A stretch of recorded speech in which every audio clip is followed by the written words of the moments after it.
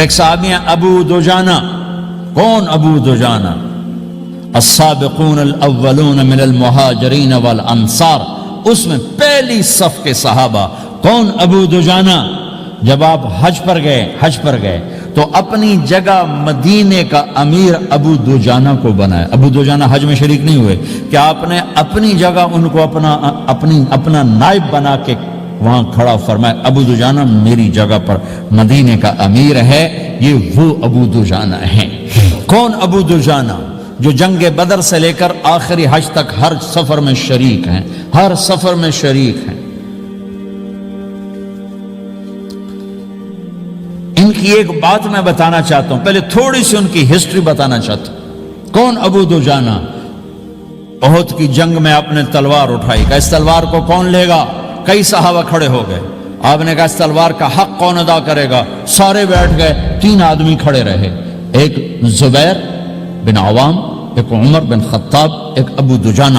ان کا نام ہے سماک بن خرشنہ. سماک بن خرشنہ ان کا نام ابو دجانہ سے مشہور ہے. تو آپ نے تلوار نہ عمر کو دی، نہ زبیر کو دی، ابو دجانہ کو دی.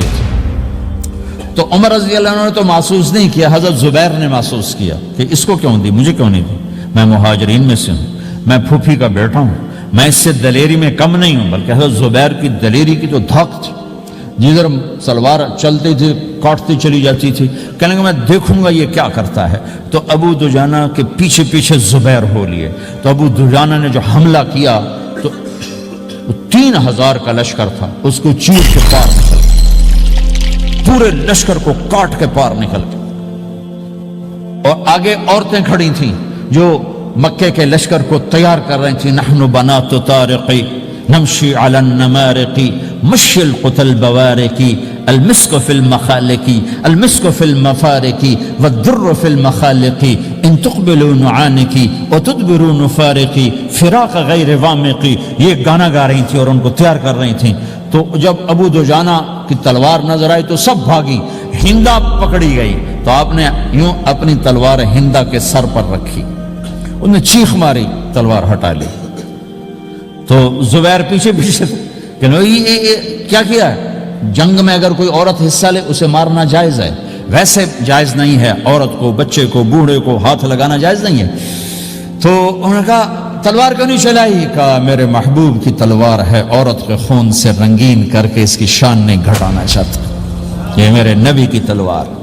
پھر واپس ہوئے، پھر اٹیک کیا اور پھر مجمع کو چیر دیا. سامنے ایک آدمی آ رہا تھا ہاتھی کی طرح، اتنا لمبا موٹا تازہ.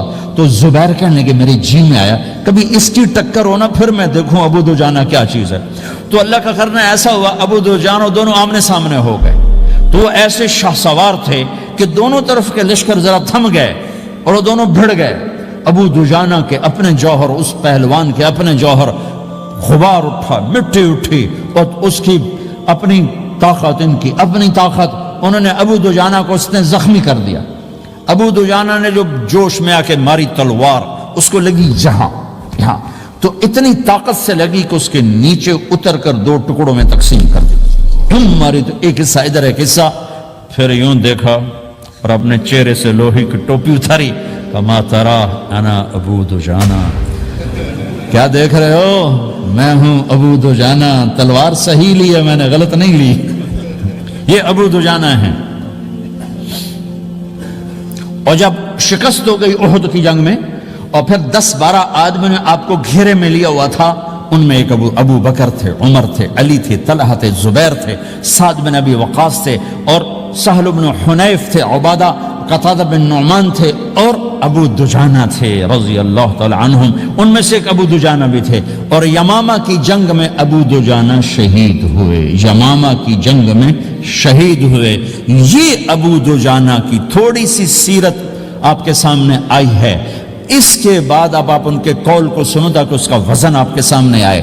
یہ بدر کے شریک ہیں. اللہ کے نبی نے کہا بدر کا صحابی جو مرضی کرے بخشا گیا. یہ صلح حدیبیہ کے شریک ہیں. اللہ نے قرآن میں کہا لقد رضی اللہ، میں ان سے راضی ہو گیا. یہ صحابی ہیں. اللہ نے کہا قل وعد اللہ الحسنى، اے میرا نبی تیرے ہر صحابی کے لیے جنت کا وعدہ ہے. اور اب یہ کیا کہتے ہیں؟ یہ کیا کہتے ہیں لوگو؟ ان ارجع عملی عند،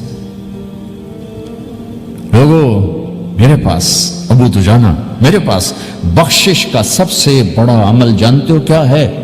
بدر نہیں، احد نہیں، حدیبیہ نہیں، خندق نہیں، خیبر نہیں، فتح مکہ نہیں، آخری حج نہیں.